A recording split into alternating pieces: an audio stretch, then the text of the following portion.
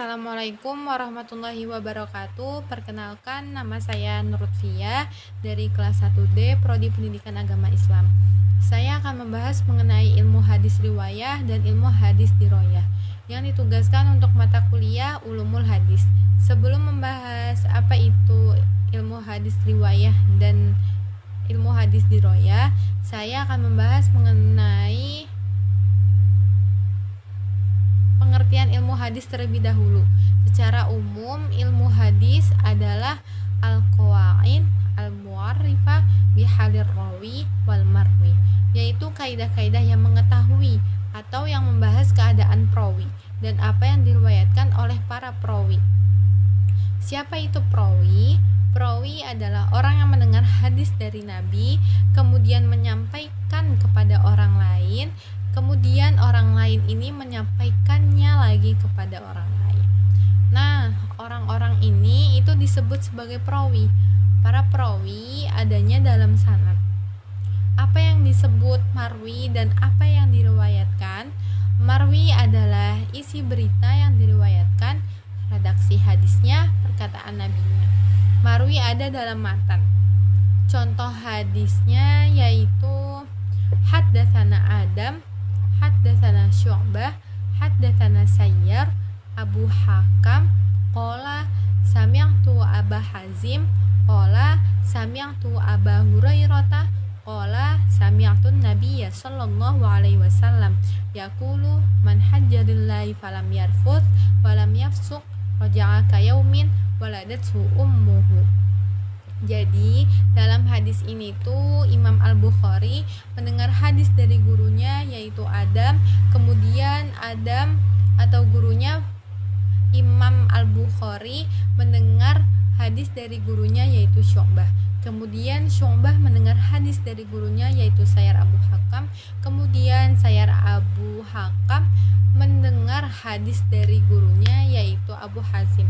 Kemudian Abu Hazim ini mendengar hadis dari sahabat Nabi yaitu Abu Hurairah.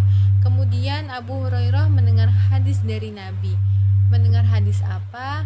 Yaitu hadis man hajja lillahi falam yarfuth walam yafsuq raja'a ka yaumin waladathu ummuhu. Hadis ini disebut sebagai matan dan hubungan yang saling sambung menyambung antara satu perawi dengan perawi yang lain seperti mata rantai yang tidak terputus, ini disebut sebagai sanad yang nanti akan sampai pada matan. Rukun hadis itu harus ada sanad dan harus ada matan. Jika salah satunya tidak ada, maka tidak bisa disebut sebagai hadis. Jadi, sanad dan matan itu diteliti dalam ilmu hadis. Nah, sekarang masuk ke pembagian ilmu hadis. Ilmu hadis itu ada dua, hadis riwayah dan hadis diroyah. Hadis riwayah adalah ilmu yang mempelajari segala perkataan Nabi, perbuatan beliau, periwayatan dari beliau, baik persetujuan maupun sifat-sifat, batas-batasan periwayatan dari Nabi, ketelitian segala redaksi dari periwayatan tersebut. Ilmu hadis riwayah ini objek pembahasannya adalah diri Nabi sendiri tanpa meneliti apakah periwayatan dari Nabi tersebut sahih atau tidak, bisa diterima atau tidak.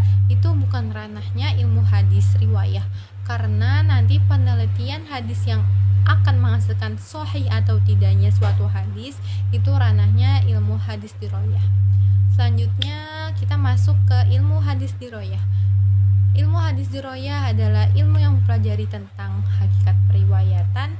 Maksud di sini itu menyampaikan berita kepada orang lain dengan menyebutkan ia mendapat berita itu dari mana atau menyebutkan sumbernya. Selanjutnya syarat-syarat periwayatan. Maksud di sini itu metode atau cara perawi ketika dia menerima hadis dari gurunya.